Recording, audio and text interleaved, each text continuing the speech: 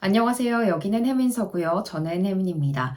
오늘은 그동안 정말 질문이 많았던 독서 모임에 관한 이야기를 해볼까 하는데요. 얼마 전에 제가 이벤트 영상을 진행하면서 해민서 채널에서 보고 싶은 컨텐츠가 있다면 적어달라고 질문 드렸던 거 혹시 기억나시나요? 그때 보내주신 답변들을 쭉 봤더니 제가 참여하고 있는 독서 모임에 대해서 궁금하다고 이야기를 해주시는 분들이 정말 많았습니다.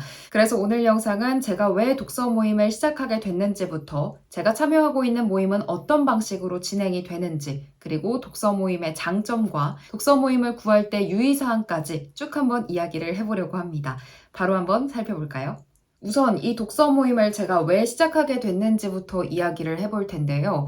그 이야기를 하려면 작년 봄에서 여름쯤으로 좀 거슬러 올라가 봐야 합니다. 제가 그때 이제 책의 세계에 본격적으로 빠져들게 되면서 미ንም사에서 운영하는 북클럽에 가입을 했거든요. 그런데 가입 선물로 미ንም사의 책 3권을 선물로 고를 수가 있더라고요. 그래서 어떤 책을 받을까 좀 쭉 살펴봤는데 제가 생각보다 아직 읽지 않은 유명한 고전들이 정말 많다는 걸 그때 깨닫게 됐습니다. 그래서 그때 어렵게 골랐던 책 3권이 이 루이제 린저의 삶의 한가운데, 그리고 서머신 몸의 달과 육펜스, 마지막으로 헤르만헤세의 시타르타, 이렇게 총 3권을 당시에 골랐습니다. 근데 막상 또 배송을 받고 나니까 재밌고 읽기 쉬운 책들에 먼저 손이 가서 쉽사리 이 책들을 읽지 않게 되더라고요. 늘 마음 한켠에 그때 골랐던 그 고전 소설들 읽어야 되는데 라는 생각만 했던 시기가 좀 있었던 것 같아요. 그리고 마침 그 무렵에 미넘사TV에서 헤르만 헤세 10분 만에 알려드림이라는 영상을 하나 보게 됐습니다. 그 영상으로 헤세의 내면 탐구 시리즈 3부작이 있다는 걸 알게 됐고요. 그게 수레바퀴 아래에서, 그리고 데미안, 제가 골랐던 시타르타, 이렇게 총 3권이라는 사실을 당시에 알게 됐습니다. 그런데 또 정말 신기하게도 그 무렵쯤에 인스타그램에서 독서 모임 모집 글을 하나 보게 됐습니다. 정말 우연히 보게 됐는데 제가 읽어야지 생각했던 헤세의 이 3부작 을 포함해서 총 6권의 헤르만 헤세 책을 함께 읽는 독서 모임이라고 하더라고요. 게다가 또 모임 장소가 저희 집과 고작 20분 정도밖에 떨어져 있지 않은 가까운 곳이었고요. 이쯤 되니까 이 모임이 저를 막 부르는 것 같은 그런 느낌이 들었습니다. 그래서 그날 바로 신청을 하고 인생 첫 독서 모임에 가입을 하게 됐습니다. 제가 하고 있는 독서 모임은 6개월 단위로 신청을 받는데요. 참가비는 한 회당 10,000원씩, 그러니까 총 60,000원이었고요. 당연히 책은 포함이 되지 않은 비용입니다. 한 분기마다 작가 1명을 선정해서 그 작가의 작품 총 6권을 읽게 되는 모임인데요. 그러니까 한 달에 딱 한 권씩 책을 읽고 독서 모임에 가게 됩니다. 독립서점 인스타그램에서 6권의 책 목록과 순서를 미리 공지를 해주시기 때문에 신청하기 전에 어떤 작품들을 읽는지도 미리 살펴볼 수가 있었습니다. 제가 참여하고 있는 독서 모임의 인원은 총 10명인데요. 그 중에서 2분은 이 독립서점 운영자 분들이기 때문에 사실상 신청을 받아서 온 인원은 8명 정도가 됩니다. 대부분 서점과 멀지 않은 동네 주민분들로 이루어져 있긴 한데 1시간 반 거리에서 멀리서 찾아오신 분들도 간혹 계시더라고요. 저는 작년 하반기부터 이 모임을 시작해서 이제 2번째로 모임에 함께하고 있는데요. 이미 몇 년 전부터 진행이 되어 온 모임이라서 오랜 기간 쭉 함께 해오신 분들이 대부분이었고, 작년에 제가 처음 갔을 때도 저 말고 새로운 분은 딱 한 분 정도가 더 있었습니다. 사실 제가 내향형 인간이기도 하고 모르는 분들 앞에서 제 이야기를 잘 할 수 있을까 시작하기 전엔 고민이 좀 많았었는데 막상 가니까 다들 엄청 따뜻하고 반갑게 맞아주셔서 금방 긴장을 풀고 이야기를 나눴던 기억이 납니다.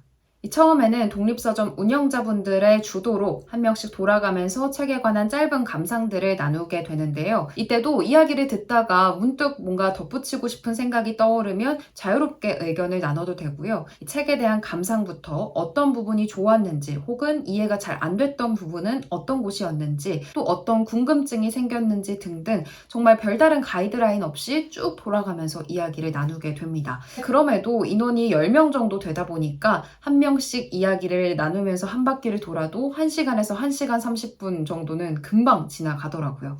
이렇게 한 명씩 이야기를 다 하고 나서는 아까 나왔던 주제 중에 조금 더 발전시켜보고 싶은 이야기가 있다면 그 이야기를 나누기도 하고, 혹은 사장님께서 생각거리를 던져주시기도 합니다. 원래 모임 시간은 총 2시간인데 늘 대화가 길어져서 2시간 30분, 막 3시간 이렇게 이야기를 나누다가 집에 돌아가게 됩니다. 네, 이렇게 해서 제가 참여하고 있는 독서 모임의 운영 방식에 대해서 먼저 이야기를 좀 해봤는데요. 이제는 이 독서 모임을 쭉 해오면서 제가 느꼈던 장점을 몇 가지 이야기해 보겠습니다. 일단 제가 느낀 가장 큰 장점은 강제성입니다. 물론 뭐 모임에 빠지거나 책을 다 못 읽고 간다고 해서 뭐라고 하는 분은 아무도 없지만 어쨌든 이 소정의 참가비를 내고 제가 자발적으로 신청한 모임이기 때문에 또 책을 끝까지 읽고 가야만 제대로 토론에 참여할 수 있기 때문에 억지로라도 완독을 하고 가게 되는 것 같습니다. 평소에 강제성이 없다면 조금 더 쉽고 편안한 책들만 읽게 되는데 그러면 한정된 편협한 독서를 하기가 쉽거든요.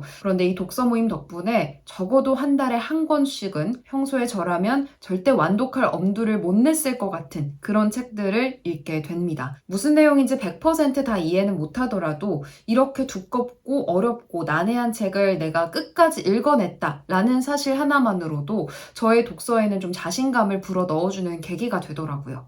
두 번째 장점은 다양한 해석입니다. 물론 어떤 책을 혼자서 읽고 이런저런 질문을 뭐 책에 써볼 수도 있고 궁금한 점을 인터넷으로 바로 찾아볼 수 있기도 하지만요. 특히 고전소설 같은 경우에는 해석할 여지도 참 많고 유명하지 않은 작가라면 더더욱 생각보다 자료가 많지 않더라고요. 그래서 납작하게 이해를 하고 다음 책으로 넘어가는 경우가 참 많은데 혼자서 독서를 했을 땐 이해하기 어려웠던 부분들도 독서 모임에 가서 여러 명의 사람들과 머리를 맞대면서 이야기를 나누다 보면 퍼뜩 그럴싸한 해석이 떠오르는 경우가 많았습니다. 또 이 모임이 워낙 오랫동안 참여를 해온 분들이 많아서 그런지 어떤 책이 선정되면 딱 그 책만 읽고 오시는 게 아니라 그 책과 연관된 다른 책들 혹은 논문, 심지어는 영어 논문까지도 읽고 모임에 오시는 분들이 많습니다. 그렇게 공부를 해서 알게 된 흥미로운 사실들을 서로 막 나누게 되는데요. 덕분에 저는 한 권의 책을 읽었지만 몇 배로 풍성하게 또 입체적으로 그 책에 대한 이야기들을 들을 수가 있었습니다. 그래서 나중에 돌아봐도 훨씬 오랫동안 기억에 남게 되는 것 같고요. 저도 그래서 모임에 가기 전에 일단 책을 읽으면서 드는 의문들을 노트에 쭉 적어 가고요. 또 시간 여유가 된다면 관련 영상이나 팟캐스트 다양한 자료들을 많이 좀 찾아보고 가려고 하는 편입니다. 세 번째 장점은 책을 좋아하는 사람들을 만날 수 있다는 점입니다. 사실 친구들이랑 뭐 오래간만에 만나도 갑자기 책에 대한 이야기를 나누기 어렵잖아요. 그동안 뭐 어떻게 지냈는지, 요즘 뭐 하고 사는지, 고민은 뭔지 이런 이야기를 나누기에도 시간이 모자라기도 하고요. 그래서 책을 좋아해도 좋아하는 친구들을 만난다 해도 생각보다 책에 대해서 이야기를 나눌 수 있는 기회는 정말 적은 것 같습니다. 그런데 이 독서 모임은 애초에 모임의 목적 자체가 책에 있기 하고 그렇다 보니 당연히 책을 가까이 하는 분들이 모이고 그렇기 때문에 다른 주제가 아니라 오로지 책에 대해서만 깊게 이야기를 나누는 시간이 생겨서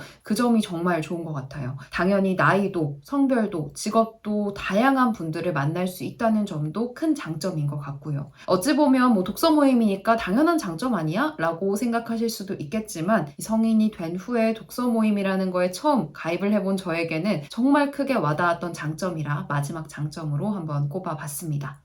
자, 이쯤 되면 나도 독서 모임 한번 해볼까 싶은 생각이 드신 분들도 계시지 않을까 싶은데요. 그런 분들을 위해서 이 독서 모임을 구할 때 어떤 점들을 유의해보면 좋을지도 이야기를 해보겠습니다. 우선 첫 번째는 자신의 집과 되도록 가까운 곳에서 열리는 모임에 들어가시는 걸 추천드립니다. 아무래도 집과 거리가 멀다 보면 처음엔 의지가 뿜뿜해도 금방 좀 지치기 쉽고 또 빠지고 싶은 충동이 들기 마련이잖아요. 그렇기 때문에 집 근처에 있는 독립서점 에서 혹시 열리고 있는 모임은 없는지 좀 찾아보시는 걸 추천드리고 싶습니다.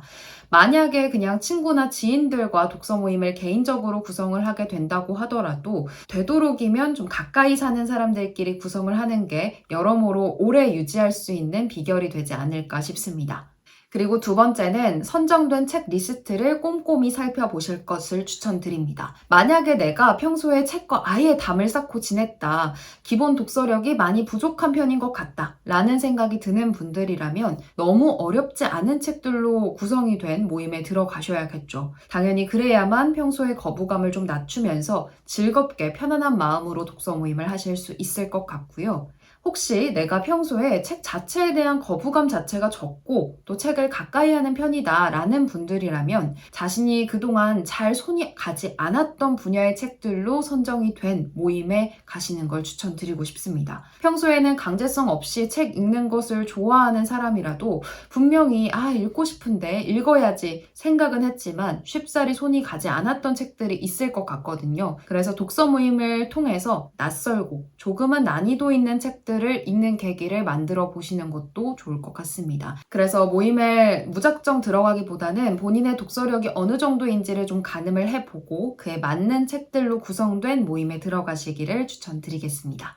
네, 그리고 세 번째, 마지막 유의사항은 얼마나 체계적이고 오랫동안 유지가 되어왔던 모임인지를 확인해 보시길 추천드립니다. 독립서점의 사장님이든 어떤 모임의 리더분이든 누군가가 적극적으로 모임을 주도하는 사람이 있어야지만 그 구성원들도 책임감 있게 참여를 하게 되는 것 같더라고요. 또 독서 모임을 만약에 처음 시작하시는 분이라면 자신이 새롭게 모임을 막 꾸리기보다는 이미 어느 정도 오랜 기간 동안 잘 유지가 되어왔던 모임에 들어가시는 걸 드리고 싶은데요. 아무래도 그래야지 독서 모임 자체가 이런 식으로 진행이 되는구나, 또 사람들이 이 정도로 준비를 해오는구나 라는 감을 좀 잡아보실 수가 있을 것 같아요. 그리고 나중에 어느 정도 좀 독서 모임에 대한 감이 생기면 그때는 스스로 모임을 만들어봐도 괜찮겠죠. 우선은 그래도 어느 정도 체계적으로 오랜 기간 동안 잘 유지가 되어 왔던 모임에서 시작하시길 추천드리고 싶습니다.